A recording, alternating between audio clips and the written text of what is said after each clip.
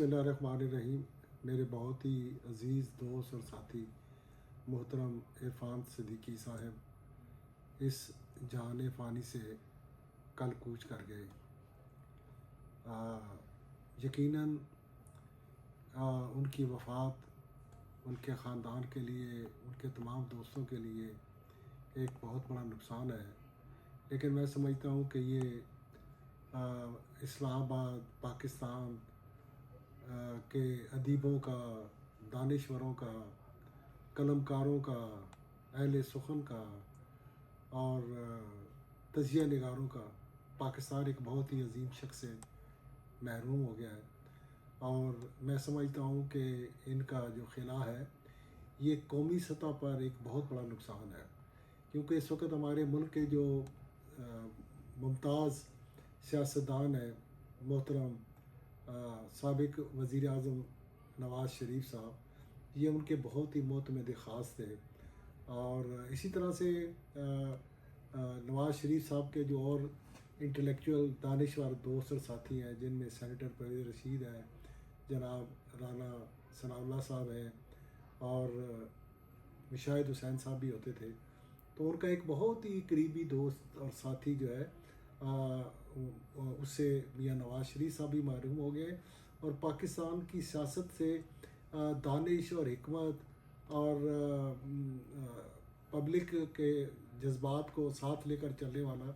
ایک بہت بڑا خلا پیدا ہوا ہے۔ تو میری اللہ تعالیٰ سے دعا ہے کہ اللہ تعالیٰ انہیں جنت فردوس میں جگہ دے، ان کے اہل خانہ کو صبر جمیل عطا کرے۔ میرا عرفان صدیقی صاحب سے بہت قریبی تعلق تھا، اور کبھی کبھی وہ مجھے خود کہتے تھے مختاری صاحب آپ کے گھر کھانا کھانا ہے، اور وہ جب بھی کھانا کھانے آتے تھے تو ان کی فرمائش صرف پائے ہوتی تھی، اور صرف ایک دوست کی فرمائش کرتے تھے کہ مختاری صاحب وہ میرے اس دوست نے بھی بنا لینا۔ تو میں کہتا تھا کہ کون سا دوست؟ تو کہتے تھے ڈاکٹر جمال ناصر۔ تو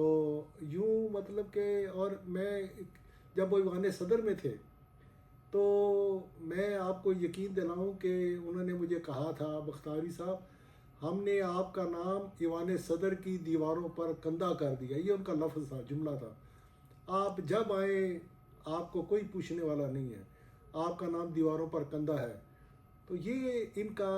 دوستوں کے ساتھ محبت تھی کہ جس کے ساتھ دوستی ہوتی تھی، تعلق ہوتا تھا، وہاں کوئی سرکاری پروٹوکول، بیوروکریسی، یہ وہ کچھ نہیں ہوتا تھا۔ تو میں سمجھتا ہوں کہ میں ایک بہت ہی عظیم دوست سے محروم ہو گیا ہوں۔